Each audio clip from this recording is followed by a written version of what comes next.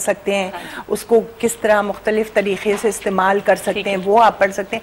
मगर recce energy के लिए आपको किसी रेकी मास्टर से चैनल अपना खुलवा, तार तो डालना पड़ेगा ना, ताकि जनरेटर से बिजली आके बल्ब को रोशन करे।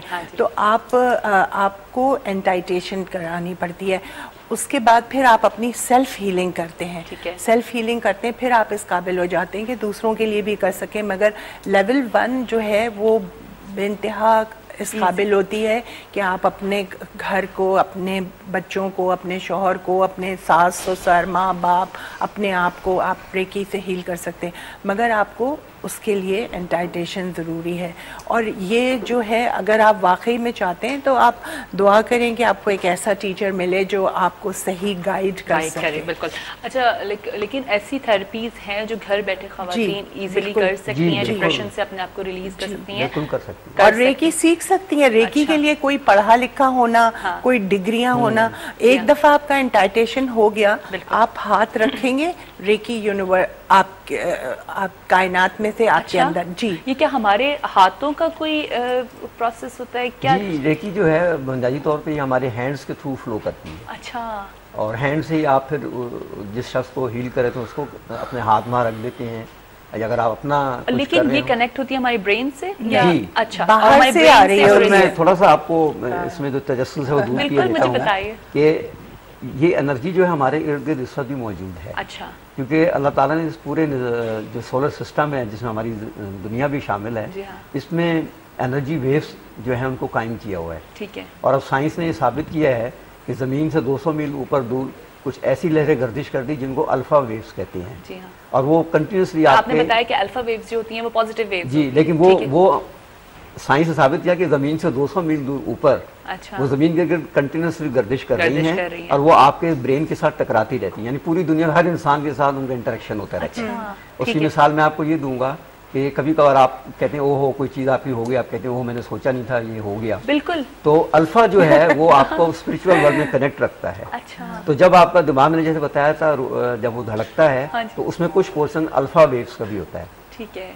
उस पर्टिकुलर फ्रैक्शन ऑफ सेकंड के अंदर अगर आपका दिमाग उसके बारे में सोच रहा होता है तो आपको वो चीज़ कबूल हो जाती है। अच्छा। जी, तो एक इसकी साइंसी वजह है। हाँ, एक और चीज़ हमारे साथ अक्सर ऐसा भी होता है, मैं ये इसलिए जानना चाहूँगी कि बहुत सारे लोगों के साथ भी होता होगा कि क्या इसका भी कोई रेज़र से ताल्लुक़ है कि हम एकदम से कोई चीज़ कोई सिचुएशन होते हुए देख रहे हैं, देन हमें ख्याल आता है कि ये तो हमने पहले कभी कहीं सोचा है या हमने कहीं ख्वाब में ये चीज़ देखी है, तो क्या इनका भी कुछ रेज़र से ताल्लुक़ होता है? जी बिल्कुल होता है। अच्छा। देखिए ऐसा होता है कि आपका ब्रेन जो है कंटिन्यूसली, हाँ जी, आप रोज़ाना प्रोग्राम करती हैं तो कुछ आप ब्रेन रिसीव करता है, वो आपके सबकॉन्शियस माइंड में चला जाता है। अब कुछ आपका नहीं रहता क्योंकि आपको नेक्स्ट डे दूसरा प्रोग्राम करना होता है, आपने उसकी तैयारी करनी होती है। हाँ। अब जब आप सुबह उठ के आती हैं तो आपको जहन में पूरा एक आप माइंड मूवी बनाती हैं कि आज मेरे कौन कौन से गेस्ट हैं, मेरे उनसे कैसे बातचीत करनी है, कैसे प्रेजेंट करना है। फिर जैसे आपने बात की कि यहाँ पॉजिटिव एनर्जी है या नहीं है, देखिए वो आपकी अपनी पर्सनैलिटी से होती है। ठीक है। जब आपने शुरू में प्रोग्राम शुरू किया होगा तो अब आपको पता होगा कि भाई मुझे इस तरह अपने आप को प्रेजेंट करना है। ठीक है, मेरे प्रोग्राम की रिक्वायरमेंट ये है। लेकिन मैं अब यकीन से कह सकता हूँ कि इतना अर्सा करने के बाद आपकी पर्सनैलिटी इसी तरह हो जाएगी। अच्छा, आप डेली इसको प्रैक्टिस कर रही हैं तो आपको लगेगा कि ये अच्छी चीज़ है। बिल्कुल। मैं अच्छी लग रही हूँ तो इसमें मतलब कि this mean I should behave like this. बिल्कुल। तो इसी तरीके से वो आप नेगेटिव एनर्जी को दूर कर लेती हैं। वो दूसरे जब आपको एक्सेप्ट करने लगता है। टाइम नहीं है तुम्हारे प्रोग्राम में, नहीं तो इतने इसके बारे में किस्से हैं और इतनी मजे मजे की बातें तो जरूर चलेगा ना। ये जो अभी सर ने कहा ना कि पर्सनालिटी, इस पे मुझे एक बहुत मशहूर किस्सा है कि एक बादशाह थे, उनकी बेटी बहुत खूबसूरत थी, तो वो रिश्ते आ रहे थे और वो रिफ्यूज़ कर रहे थे। तो वहाँ पे एक यंग लड़का था और बहुत मतलब गरीब सा लड़का था। तो एक दफ़ा वो शहजादी गुजर रही थी तो उसकी नज़र पड़ गई और उसको बेइंतहा उससे इश्क हो गया। अच्छा। मगर वो ज़ाहिर बात है बादशाह से कैसे कहता कि मुझे इससे शादी करनी है। तो वहीं पे एक बुज़ुर्ग थे, वो उनके पास गया कि आप मेरी मदद कीजिए और मुझे तो इश्क हो गया है इससे। तो उन्होंने कहा अच्छा तो मैं तुम्हारी मदद करूँगा 6 महीने के लिए, तुम ये एक पहाड़ी है उस पर जाके बैठ जाओ और खामोश रहना, कुछ मत बोलना 6 महीने तक जी, कुछ कोई आए कोई जाए कोई सवाल करे कुछ मत बोलना। खैर उसके दिल को लगन थी तो उसने कहा ठीक है मैं 6 महीने कर लेता हूँ। तो वो जाके बैठ गया वहाँ पर, खामोशी से बैठ गया। अब लोगों को गाँव ज़ाहिर बात है चरवाहे आते जाते थे, उन्होंने देखा है क्या, और फिर दाढ़ी बढ़ने लगी, बाल बढ़ने लगे, और ताज़ा हवा और कम खाना कम सोना, तो उसके चेहरे पे एक ताजगी और वो आने लगी। तो गांव के लोग आने लगे, होते होते बादशाह को भी पता चला कि भाई यहाँ एक बुजुर्ग है जो बोलते नहीं है, और लोग आते हैं चीज़ें रख जाते हैं पर वो लेता भी नहीं है। तो बादशाह भी एक दिन आए और उन्होंने सवाल किया कि आपको क्या चाहिए, मैं ये कर दूं। वो कुछ नहीं बोला, कुछ नहीं बोला।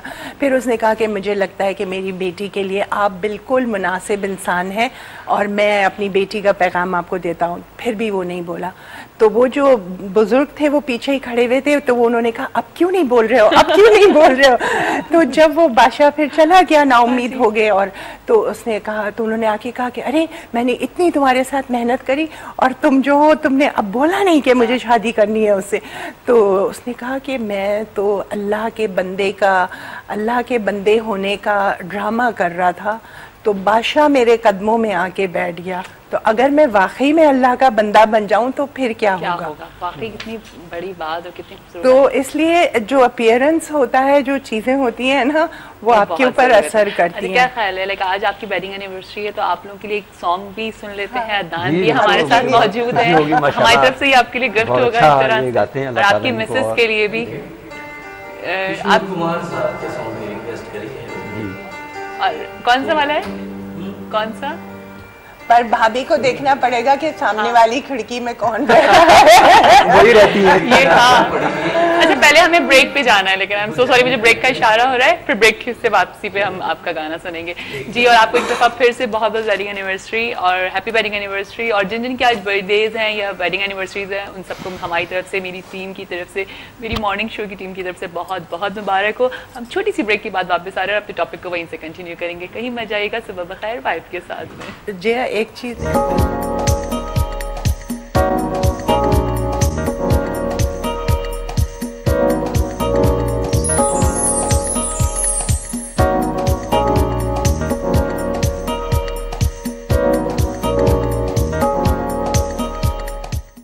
जी, वेलकम बैक। दफ़ा फिर आप सबको खुश आमदीद करते हैं सुबह बखैर वाइब के साथ में, और उम्मीद करते हैं कि आप लोगों की सुबह बहुत अच्छी जा रही होगी। आप लोग हमारे टॉपिक को भी सुन रहे होंगे, हमारी बातों को भी सुन रहे होंगे। लेकिन इस वक्त हम जा रहे हैं अदनान के एक सॉन्ग की तरफ। जी अदनान, तैयार हैं आप? बिल्कुल बिल्कुल, है ना?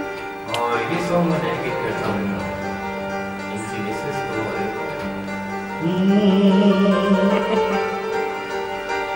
मेरे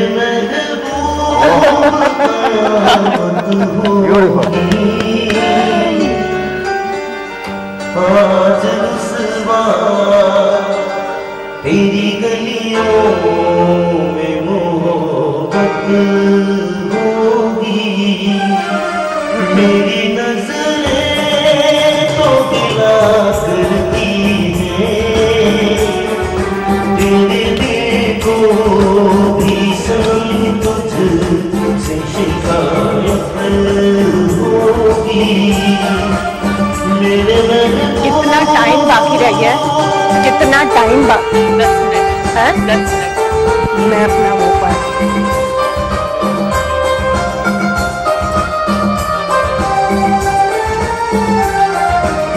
तेरी गली में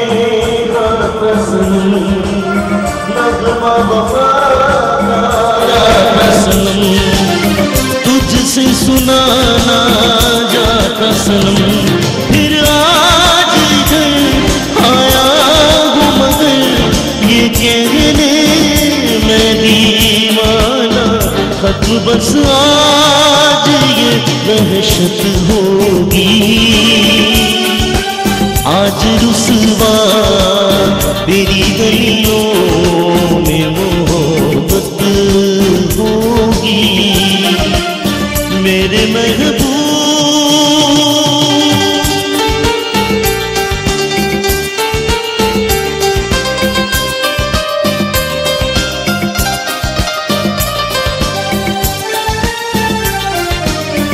मेरी तरह तू है भरे, तू भी किसी से प्यार करे, करे और रहे वो तुझसे परे।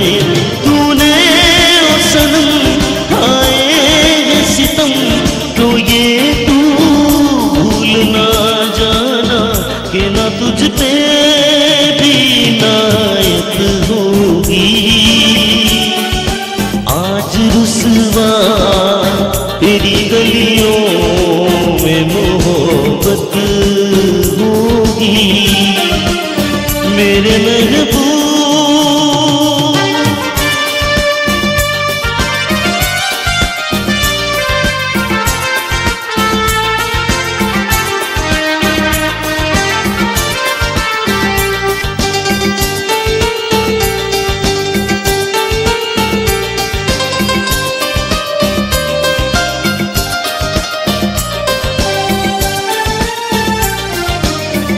मेरी तरह तू आहें भरे, तू भी किसी से प्यार करे और रहे वो तुझसे परे।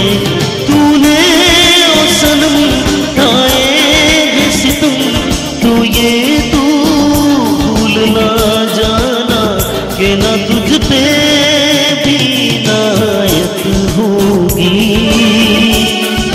आज रुसवा तेरी गलियों में मोहब्बत होगी मेरी नजरें तो गिला करती हैं तेरे दिल को भी सनम तुझ से शिकायत होगी मेरे महबूब।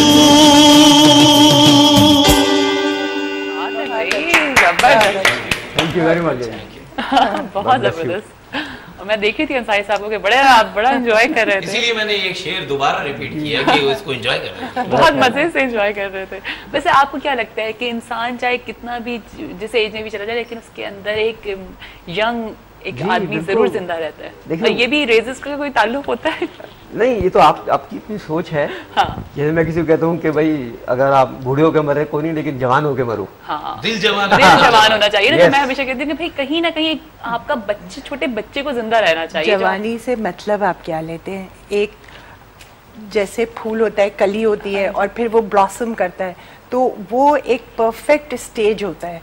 तो जवानी जो होती है वो इंसान की ज़िंदगी का एक परफेक्ट स्टेज होता है। तो इसलिए हम एज को अपनी उम्र से नापते हैं, 65 के हो गए, 70 से हो गए। हालांकि अगर आप देखें तो बहुत लोग जब रिटायर होते हैं उसके बाद वो ऐसे ऐसे कारनामे करते हैं जो उन्होंने अपनी जवानी की ज़िंदगियों की समझ बूझ बढ़ जाती है। अच्छा जब मैं हमेशा एक कुरान शरीफ की सूरत और मौलाना रूमी की, तो मैं इस वक्त चाहूँगी, फिर टाइम निकल जाएगा। और एक चीज़ बहुत ज़रूरी हमें जो बतानी है रेकी के बारे में। मैं पहले रेकी के बारे में बस हम एक सवाल उनसे कर लेते हैं, फिर उसके बाद आप कर लीजिएगा कि रेकी सीखने में क्या क्या चीज़ें इंपॉर्टेंट होती हैं और कितना टाइम लगता है रेकी को सीखने में, ताकि हम फिर आगे अपने शोज़ में इसको और कंटिन्यू कर लेंगे और आपसे और मज़ीद बात मैं करूँगी हिप्नोटिज्म के बारे में भी। लेकिन आज हम रेकी को फोकस कर रहे थे, तो मैं इससे भी जानना चाह रही हूँ कि रेकी एक तो सीखना क्यों ज़रूरी है, या रेकी किसी से सीखना, रेकी सीखना क्यों ज़रूरी है और किसी से सीखना क्यों ज़रूरी है? ठीक है, ये दोनों में बड़ा डिफरेंस है। और लाइक इससे हमारी बॉडी पे क्या इफेक्ट होता है?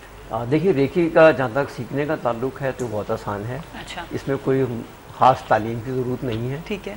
और जिस तरह मिस्टर शाहीन ने पहले बताया था कि किसी उस्ताद का होना ज़रूरी है जिससे आप उसको सीखें। ठीक है। और आम तौर पे हर एक का पढ़ाने का या उसको सिखाने का अपना अंदाज होता है।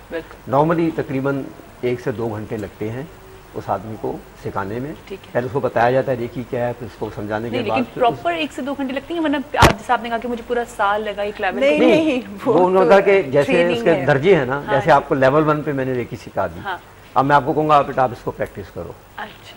फिर आप प्रैक्टिस जब करेंगी, फिर मैं आपसे फीडबैक लूँगा कि आपको क्या फील हो रहा है आपकी बीमारी के मुतालिक। अच्छा, मैं ये इसमें चीज़ एक और ऐड करना चाहूँगा कि रेकी एक ऐसी चीज़ है कि जो बीमारियों के अलावा आपकी बहुत सारी चीज़ों में हेल्पफुल होती है। ठीक है। आपकी वर्क लाइफ पे भी आपको हेल्प कर सकती है। अच्छा। आपको रिलेशनशिप में भी हेल्प कर सकती है। और आपके कोई और खानदानी झगड़े आ गए उनमें भी आप सब पॉजिटिविटी की तरफ जा रही है। मैं जब भी आपके प्रोग्राम में आती हूँ तो मैं हमेशा डिस्टेंस रेकी जो है फजर की नमाज के बाद इस कमरे के लिए भेजती हूँ, यहाँ जितने लोग हैं सबके लिए भेजती हूँ, क्योंकि फिर एक माहौल जो है ना वो पॉजिटिव बन जाता है। तो अब सीखना इसलिए ज़रूरी है कि जैसे हमारे यहाँ आप देखिए आम फहम ज़माने कि अगर आप किसी बुजुर्गाने दीन के